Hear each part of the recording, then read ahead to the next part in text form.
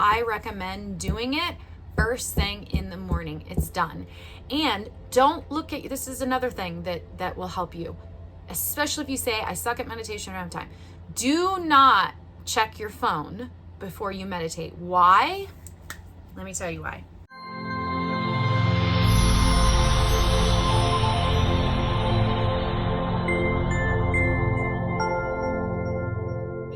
Welcome to this week's episode where I'm going to talk to you about meditation and why meditation is important and how you can actually become a better meditator by using our quadrant theory and more specifically the open focus method. So I'm going to share with you my story and my journey with meditation because I think that you'll be able to relate, and then I'm going to share with you actual tools to be able to improve your experience with meditation, because I hear so many people say, especially if they're natural born quadrant oneers, meaning they're doers, they're achievers, they're high performers, they get a lot of shit done, and they'll say, I just really suck at meditation, or I just can't quiet my mind during meditation, so I don't do it. And I know exactly how that feels. So my meditation journey started about 8 years ago. I picked up a book called You Are the Placebo by Dr. Joe Dispenza. And at the time, I was living a super busy life. I was a mom, still am a mom. But between my then husband and I, we had 3 kids. I worked full time for the state of Idaho. I was a case manager. We also had an Airbnb business. This was back even before Airbnb was a big thing. And so I was running that, working full time. We lived on 10 acres, just bought a big house. And we had lots of activities extracurricular activities that we did. So my life was super busy. I had not had my big awakening yet. So I was a chronic people pleaser, never really could stand up for myself. I was afraid of motion. I was afraid of going within. And so I kept myself busy. On top of it, I had a 10-year pain pill addiction because I was trying to keep up with everything, and that was the way that I could do it until I picked up that book, You Are the Placebo by Dr. Joe Dispenza, and that really prompted my spiritual awakening. What it did, number one, was help me to understand that thoughts are things, that I was actually creating all the things in my life that were causing me a lot of suffering. I was creating them subconsciously. I didn't know I was. It's because I had a lot of patterns and conditioned behavior that started the first 7 years of my life, and they were playing out constantly. And so that book helped me to realize that, opened the whole world of spirituality, personal development, self-help for me that I didn't even know existed. And the first step in that process was starting to meditate. At the time, I was practicing Dr. Joe Dispenza's meditation technique. And in that technique, he uses open focus. But what I later understood and came to learn was that open focus was actually developed and not just developed, but discovered by a researcher by the name of Les Fehmi, actually in the 60s is when he discovered the technique of open focus and how it could get you into a synchronous alpha brain wave very, very quickly, faster than any other meditation techniques that were out there. And so Dr. Joe actually uses this in what he calls his induction, especially in his earlier meditations. And so that's actually how I learned to meditate, was this open focus technique. I didn't know that's what it was at the time until later I started doing the research into Les Fehmi and into the open focus method, which we're going to be talking about today. When I first started meditating, it was a shit show, literally. Like the meditations were usually about 45 minutes long. And, I always remember Dr. Joe being like, when you get out of your meditation, this was 7-8 years ago, when you get out of your meditation, you should feel like good. You should feel better. And I didn't. I really wasn't able to quiet my mind. I didn't get up feeling like amazing. However, I was at a place in my life that I really, really wanted change. I couldn't keep living the way that I was living. So I stuck with it. I stuck with meditating nearly every day, 45 minutes around that. And as time progressed, I started to notice little benefits occurring. Like I wasn't taking as many pain pills throughout my day just to function. I seemed more calm when my husband and I would normally have big fights about something. I was able to sort of step away and not engage. I was starting to just overall feel a little happier or more optimistic about life. And so I was noticing subtle changes happening, but my actual meditation, there wasn't much that was improving at first. But just like any other habit that you learn, learning the open focus technique is a habit, and consistently sticking with a meditation practice is a habit. Just like if you decide that you value working out or doing yoga and you want to do that all the time, there are going to be some days that you just don't feel like doing it and you still do it because it's a habit and it's a practice. So it's no different with meditation. However, using the quadrant theory and the open focus technique will help you in this process. So like I said, if you are one of those people that's like, I'm too busy to meditate, I can't quiet my mind down, I know the benefits of meditation, I know that it'll help me with anxiety, it actually helped me with more productivity and creativity and connection, I know the benefits of it, I just really struggle with it. It's totally understandable in the culture that we live in. So I want to give you some tools and techniques that you can use today so that you can actually start experiencing the benefits of meditation.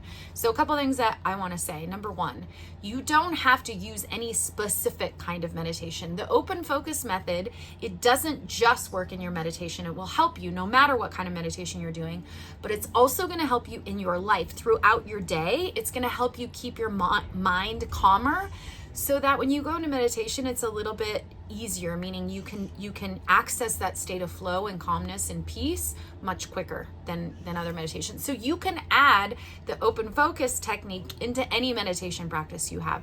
So whether you're just doing like a 15-minute heart-centered meditation, whether you're doing an hour-long Dr. Joe Dispenza meditation, whether you're on Insight Timer and you're just finding different meditations, whether they be short or long, that resonate with you.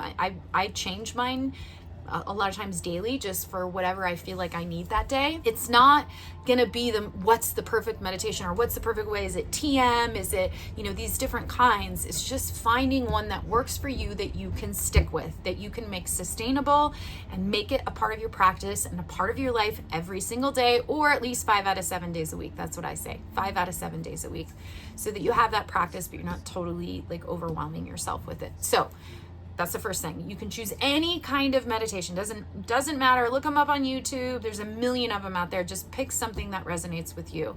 And then, like I said, you can add this practice, this technique to your meditation, whatever kind of meditation that you're doing. I always say it's best to do meditation first thing when you wake up in the morning, because if not, trust me, I know you're going to say, oh, I'm going to do this and then I'm going to do my meditation. You won't, because you'll get stuck in that quadrant one and you'll start doing, and it'll be really hard to set aside time to go, I need to go set aside 15, 20, 30 minutes to meditate. So I recommend doing it first thing in the morning. It's done. And don't look at, this is another thing that will help you, especially if you say, I suck at meditation, I don't have time. Do not check your phone before you meditate. Why? Let me tell you why. So using the quadrant theory, this is the 4 quadrants of our brain. This is quadrant 1, this is quadrant 2, this is quadrant 3, this is quadrant 4. Quadrant 1 is the thinking left hemisphere. So it's the part of your brain that's activated when you're doing, when you're analyzing, when you're getting shit done. It's going to be your monkey mind, the ego part of you that's really active. And so if you look at your phone, like if you get up in the morning, the first thing you do is look at your phone, it's going to activate quadrant 1. And that's not the quadrant in your brain you want to be activated in meditation. In meditation, you want quadrant 3, more specifically and better quadrant 4. Either one of those are great, but if you can get into quadrant 4, that's really where the magic can happen. So if you're doing a meditation practice, but you're just doing quadrant 1 thinking the whole time in your meditation, it's not going to be effective. It's not going to help improve your overall state of being in your life or help improve your life. So what I do is I turn my phone on airplane mode before I go to bed at night. And I do that because when I wake up in the morning, I don't have a million notifications that I feel drawn to look at, because I know I can easily get sucked into that.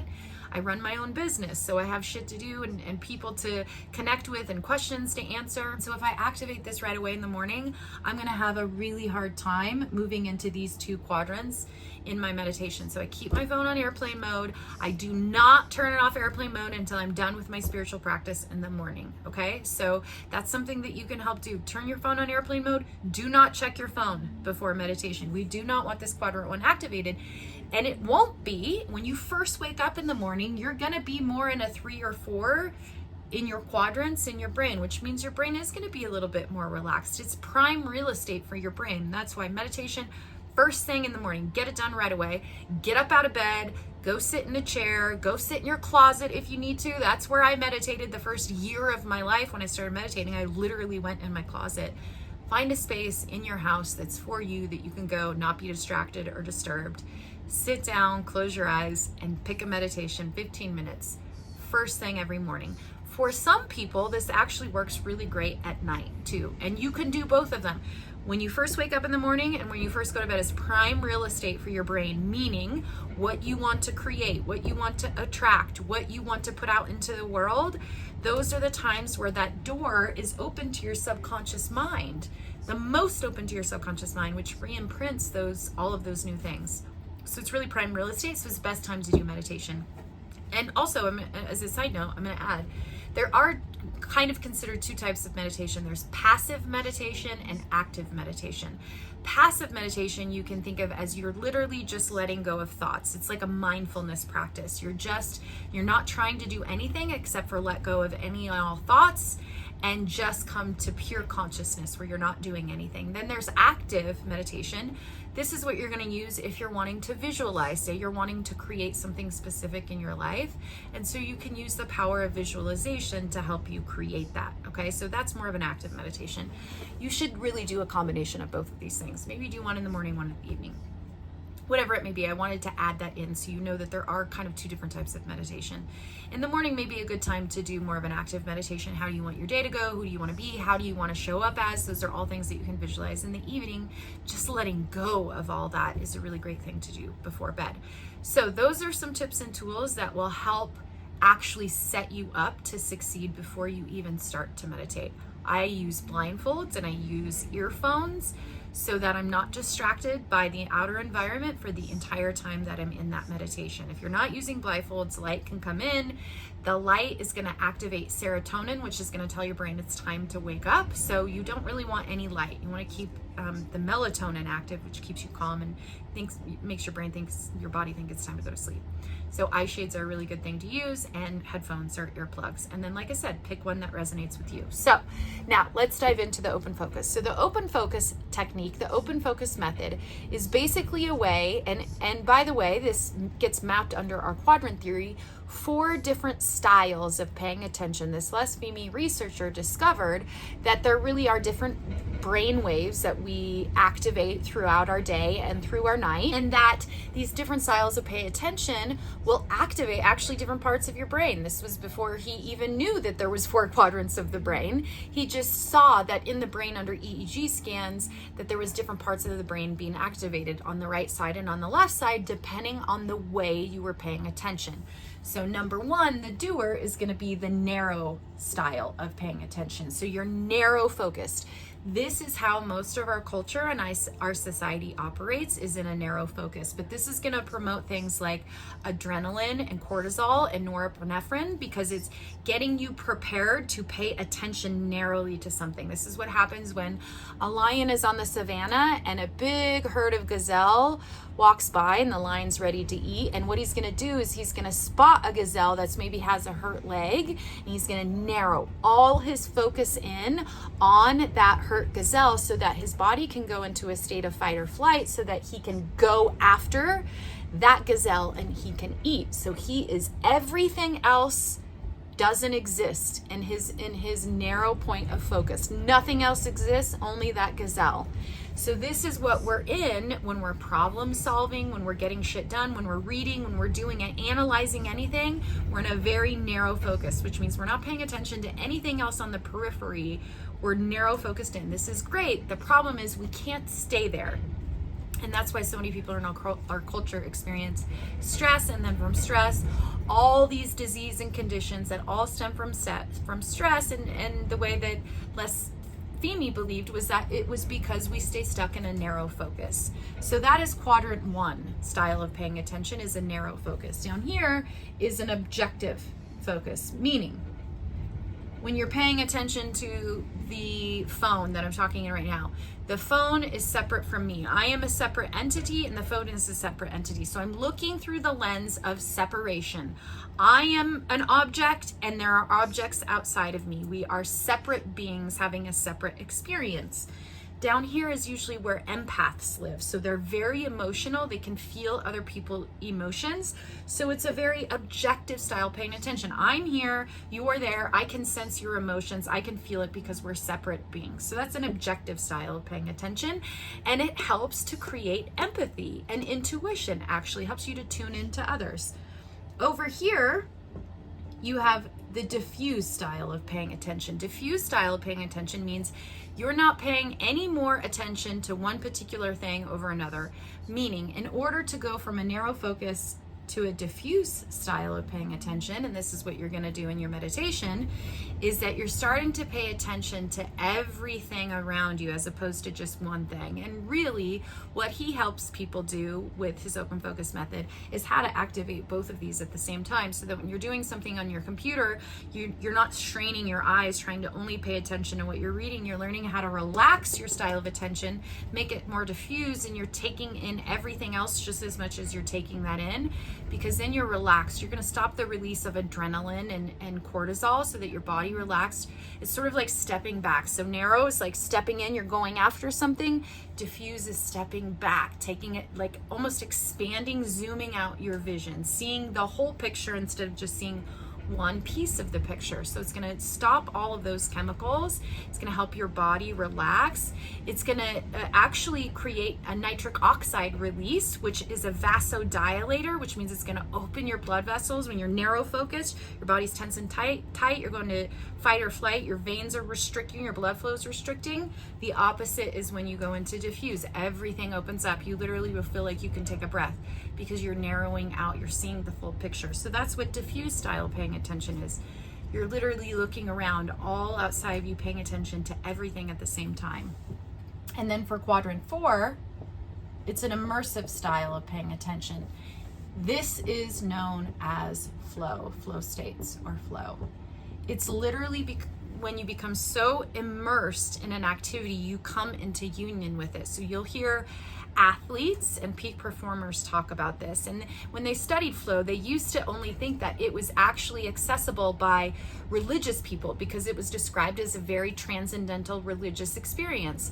Then it went to, well, it just happens in athletes and peak performers. And now they're going, oh my gosh, we can all of us access these states of flow. You know what it feels like in a state of flow when if you're a writer, when you're writing, it just feels as if the words are coming through you. They're not of you, they're coming through you, and you're just a channel for them.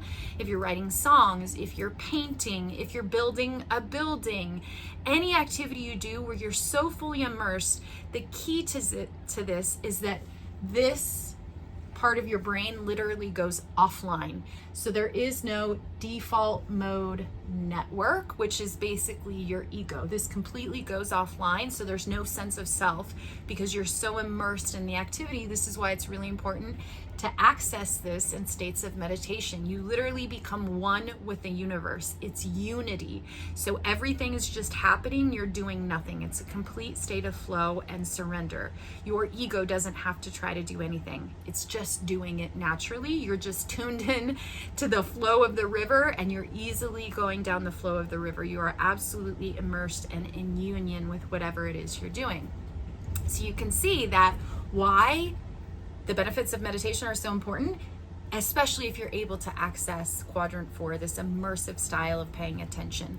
So open focus technique is learning how to use all 4 styles of paying attention. But when you're meditating, the most important, as I said, is creating these immersive flow states, but that really starts with a diffuse style of paying attention. So what does this mean? The very basics of beginning to learn open focus technique and how to move into quadrant 3, a diffuse style paying attention, and eventually into flow, is that you begin to start training your brain to focus on space just as much as objects. So from diffuse to immersive, you aren't just paying attention to objects. Like down here, an objective style of paying attention, you have objects.